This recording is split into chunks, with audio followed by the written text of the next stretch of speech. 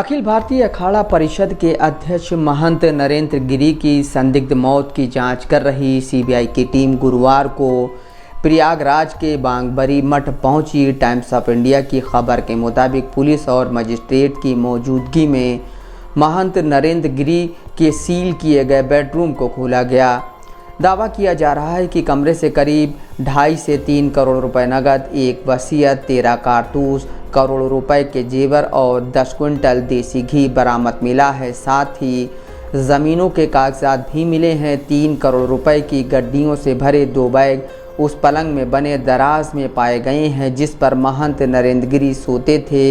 ये वही कमरा है जिसे उनकी मौत के 4 दिन बाद सीबीआई ने 5 लोगों की मौजूदगी में सील किया था। मठ के मौजूदा उत्तराधिकारी बलबीर गिरी ने इलाहाबाद हाई कोर्ट में याचिका दायर कर महंत नरेंद्र गिरी के कमरे को खुलवाने की अपील की थी। उन्होंने अपनी अपील में कहा था कि मठ में मौजूद सारी संपत्ति और नकद केस का हिस्सा नहीं है, इसलिए वो सब मठ को लौटाया जाए। कोर्ट ने सीबीआई को आदेश दिया था, जिसके बाद कमरा खोला गया। इस दौरान सीबीआई के साथ बैंक के अधिकारी भी थे। जांच के बाद कमरे से मिला सामान मठ को सौंप दिया गया है। हालांकि अमर उजाला के मुताबिक महंत बलबीर गिरी ने महंत नरेंद्र गिरी के कमरे से करोड़ों रुपए मिलने की बात से इनकार किया है। यह सवाल भी उठ रहे हैं कि करीब 4 दिन तक महंत नरेंद्र गिरी के करीबियों की निगरानी में रहे इस कमरे में असल में कितने रुपए और क्या सामान था, यह जांच का विषय है। अमर उजाला के मुताबिक सीबीआई ने नरेंद्र गिरी की मौत के 4 दिन बाद जिन चश्मदीदों की मौजूदगी में कमरा सील किया था, उनमें से 2 लोग कमरे का ताला खोलते वक्त वहां नहीं थे।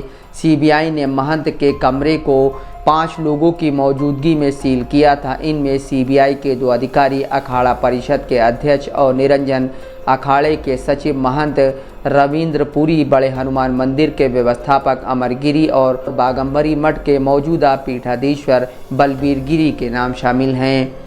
लेकिन गुरुवार को जब कमरे की सील खोली गई तो वहां अमर गिरी और रविंद्र पुरी मौजूद नहीं थे। इसे लेकर भविष्य में सवाल खड़े हो सकते हैं।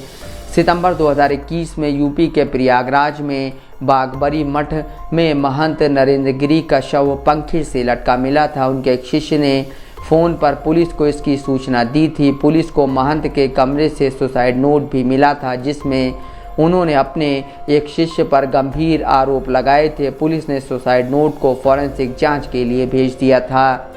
जांच पड़ताल में पता चला था कि महंत नरेंद्र गिरी लगातार तनाव में रह रहे थे और अपने शिष्य आनंद गिरी से उनका पुराना विवाद भी चल रहा था। महंत नरेंद्र गिरी और उनके शिष्य आनंद गिरी के बीच विवादों का सिलसिला एक लंबे समय से चलता आ रहा था। महंत नरेंद्र गिरी की मौत के मामले में आनंद गिरी को पुलिस ने गिरफ्तार किया था। आनंद गिरी के अलावा प्रयागराज के बड़े हनुमान मंदिर के मुख्य पुजारी आघा तिवारी और उनके पुत्र संदीप तिवारी को भी गिरफ्तार किया गया था। इन दोनों लोगों का भी जिक्र महंत नरेंद्र गिरी के कथित सुसाइड नोट में किया गया था। महंत नरेंद्र गिरी की मौत की गुत्थी अब तक नहीं सुलझी है। 20 सितंबर 2021 को उनके कमरे से लेकर आगंतुक कक्ष और इसके आसपास बागंबरी मठ परिसर के 15 कैमरे बंद पाए गए थे।